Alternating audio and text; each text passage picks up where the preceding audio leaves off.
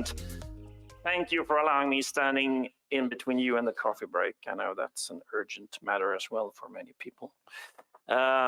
See if we can catch up a little bit of a time. So the subject for this presentation is about convergence between Wi-Fi and cellular, Wi-Fi offloading, or as we also would maybe like to call it, right loading, making sure that the user and the user devices are using the best available network. It's been a constant topic for 20 plus years, and it's not a small task really to accomplish. But yes, I think it could be worth just to spend a couple of minutes of Enea. Some of you may know us as Aptilo Networks. We were acquired by the Swedish company Enea back in 2020, in the middle of the COVID period. And Enea is a long-time Swedish technology and IT company, listed on the Swedish Stock Exchange, the Nasdaq Exchange, and we are providing technology to billions of users on a daily basis in various type of applications.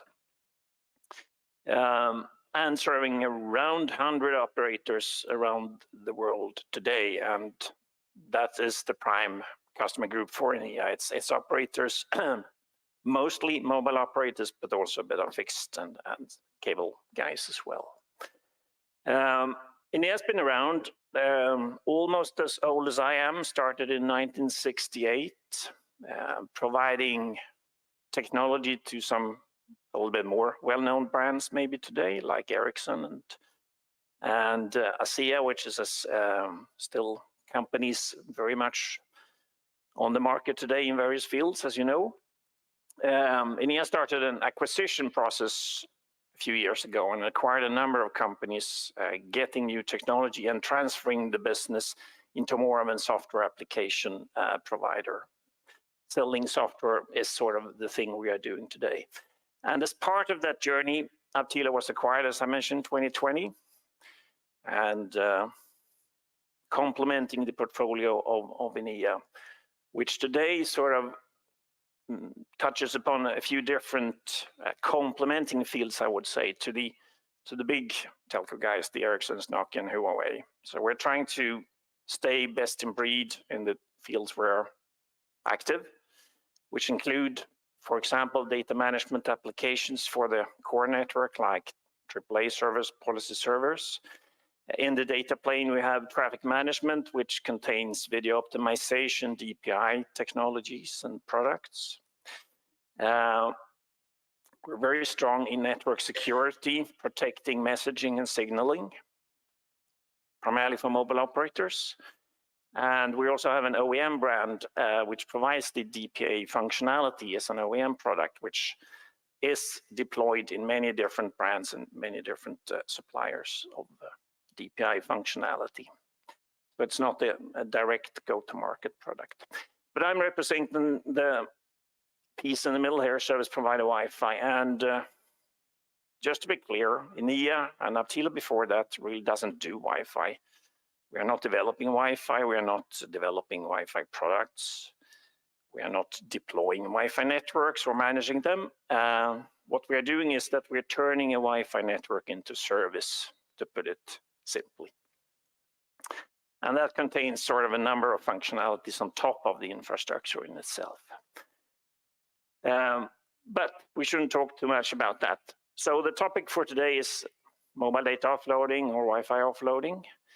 And as Klaus mentioned, we've been doing this for quite some time. I think we had the first customer installation around 2010, and we used Klaus as a co-writer for an extremely successful couple of white papers that we're actually refreshing and relaunching now, because we see an uptake again over the last year or year and a half on offloading. Maybe not so much in Europe, but in the rest of the world, it seems sort of to gain new attraction again. And reasons for, the main reasons for why considering offloading from a cellular network to Wi-Fi.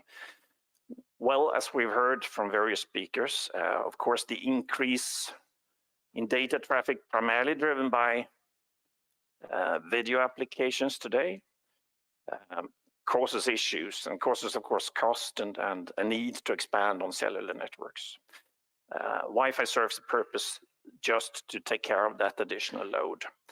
And as we also know, a majority of that is happening indoors today.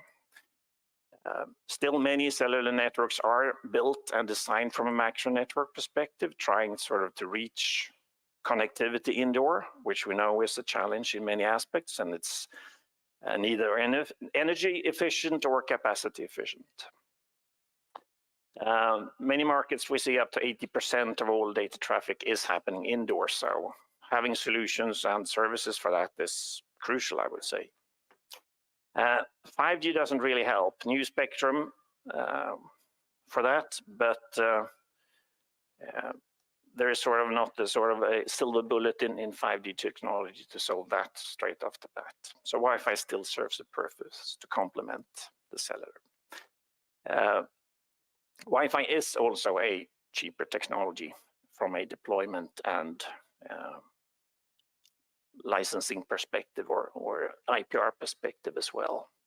And designing a cellular network to penetrate indoor buildings, as mentioned earlier, is also in a way driving energy cost and increasing the bill for the operator, together with an increase in data demand, video traffic, and whatnot, sort of. That is also having a big impact on the energy cost for the operators today. And last but not least, you need to have happy customers as well. And if they experience a bad service and believe that the service they are getting from the cellular operator is not good enough, the reason for churn is increasing, and the cost of maintaining customers or reacquiring customers that are unhappy with your service is a big part of the investment the operators are doing today. So trying to minimize that in itself will have a big impact also on the ROI for the operator.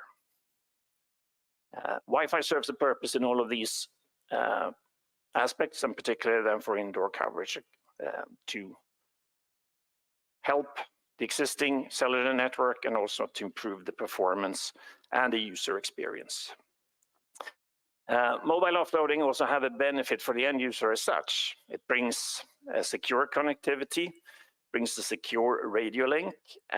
It brings ease of use, because once you have enabled, or the operator have enabled this for you, you will get automatic authentication in the network that is provided by the operator. So no hassle with captive portals. Now Dean is not here today, but anyway, it's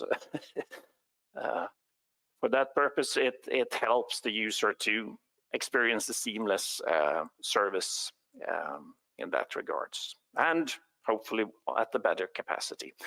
We also know that the macro randomization is starting to have more and more effect, and we've seen with iOS 18 that the new method is implemented, which also will impact some use cases deployed on captive portal-based services today.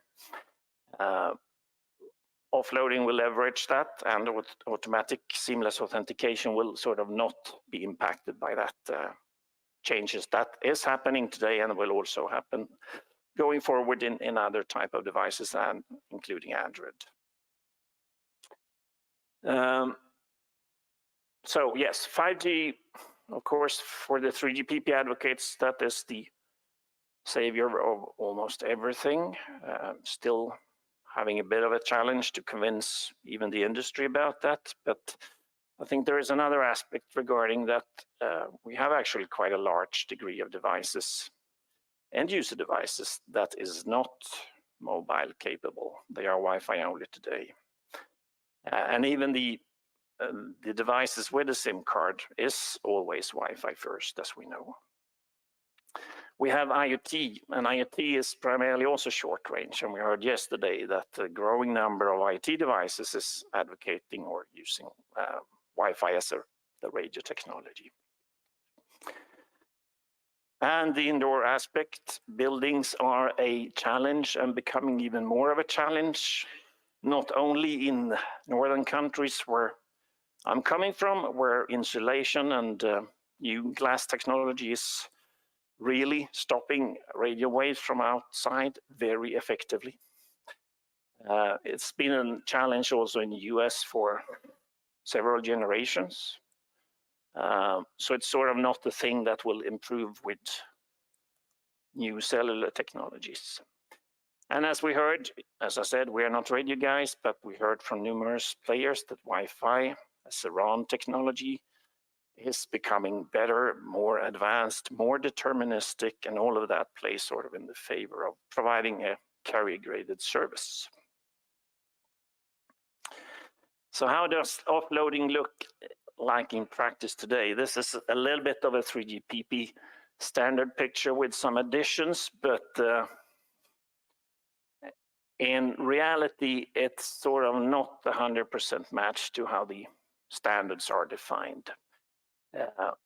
You have the general RAN network, of course. You have some kind of gateway function in the data plane, and you have an authentication with an HSS or an HLR. The standard model is a little bit more complex and also have a slightly different approach to how the network, the data plane is implemented.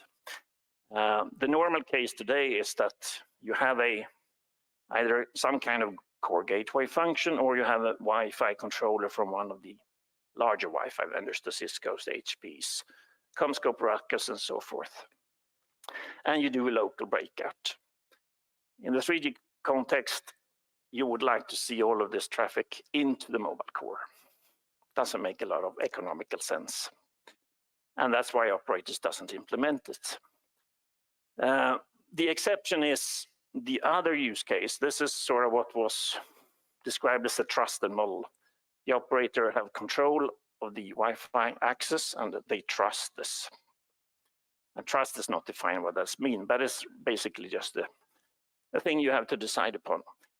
There is an untrusted model which actually is implemented more according to the standard, and is the model that is used for Wi-Fi calling voice over Wi-Fi today, where you set up a dedicated tunnel from the user device into a specific core gateway and taking the phone, the IP phone traffic all the way up to the IMS, which provides the telephony services.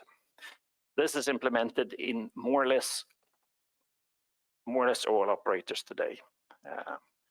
So a mobile operator can obviously trust a network that is unmanaged, uncontrolled, and not provided by themselves, and rely on the voice services, which was their bread and butter some 10, 15 years ago. For 5G,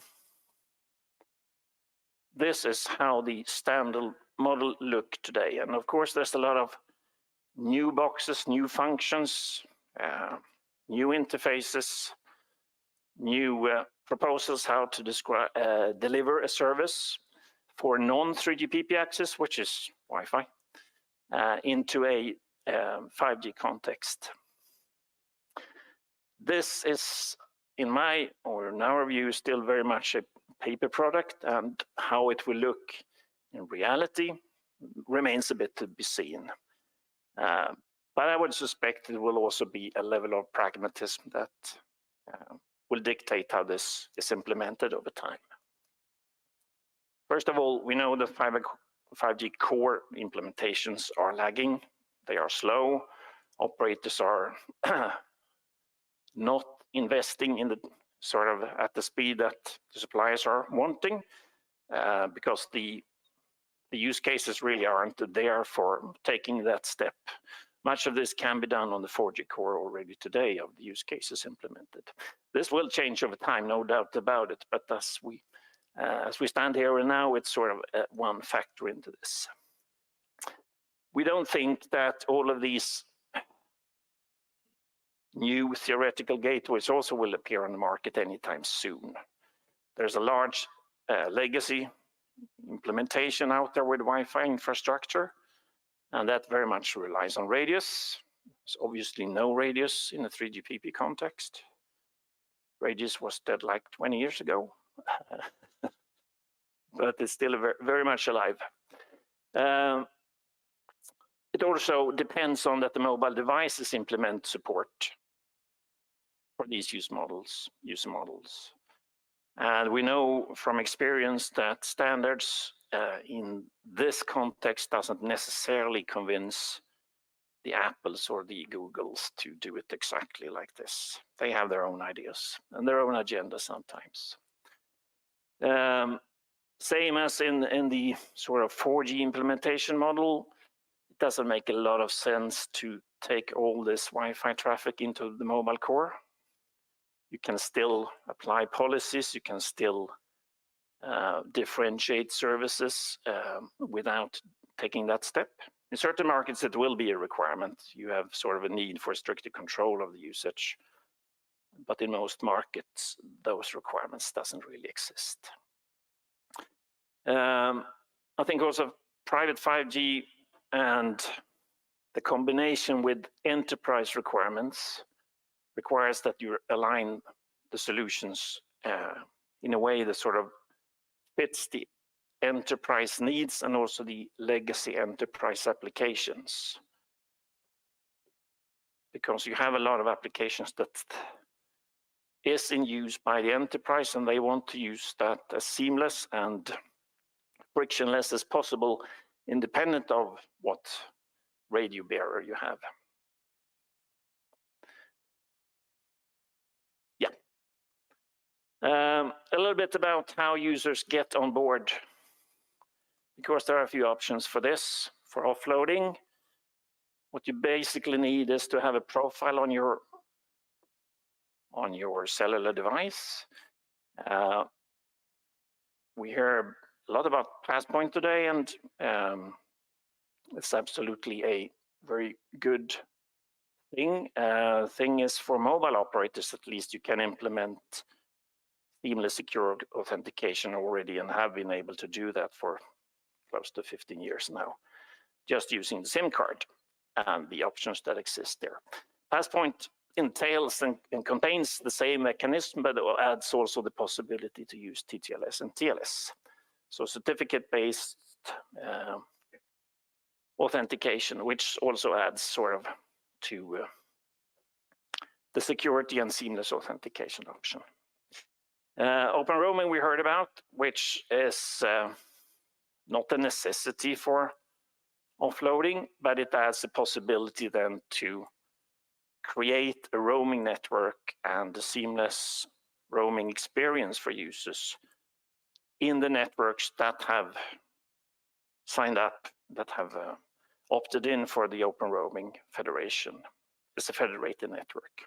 You can also add identity providers, the IDPs, which can basically be anyone that have a customer base. So you don't need to be an operator to be part of Open Roaming. It can be a retail chain, you can be a hotel, frequent flyer program, etc. So how to get this on the devices? Well, the MNOs have a couple of tools for that.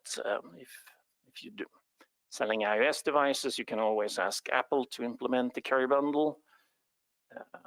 And they do for many operators, not all, but many. You have particular mobile device management applications that you can use for other type of devices. But then there are some other methods, including distributing SMS with the possibility for the end user to install a certificate, for example. Or you can use a mobile application and not necessarily creating a mobile application just for the sake of letting a user get a profile for authentication, but rather embed it into an existing application. If you have sort of a loyalty program, or if you're a retail, you may already have your application that you're providing to your customers, and in that you can easily add a possibility to register for a certificate download. I think I skipped this little slide. It's a few steps, a little bit of animation. It basically just describes how easily you can onboard a user through an app, for example. Enea obviously provides the capabilities to create the account and activate this on behalf of the end user. So this can be used by fixed line operators, cable operators, and any other one that sort of have an end user base that they want to enable on, for example, open roaming or just secure offloading. The last slide, I don't expect you to remember anything of this, but since Dean is not in the room, I can still say that there's an abundance of creative ideas still on the market how captive portals can be used. And there are many various use cases, all the way from the simple click and connect, just agree to the terms for this accessing this service, to a sponsor approval in an enterprise, for example, as a visitor, all the way down to I want to communicate with my users. I want to market myself. I want to show them the latest and greatest, and the captive portal serves a purpose there. This is kind of offloading too, and typically in a service provider environment, you have complementary. You have sort of a seamless, secure offloading for your existing customer base, and you offer maybe an open service for visitors or for people that are not your customers today. So that complementary need is very much still a case in most situations, I would say, for most customers. And that was it. Wi-Fi now, just connect.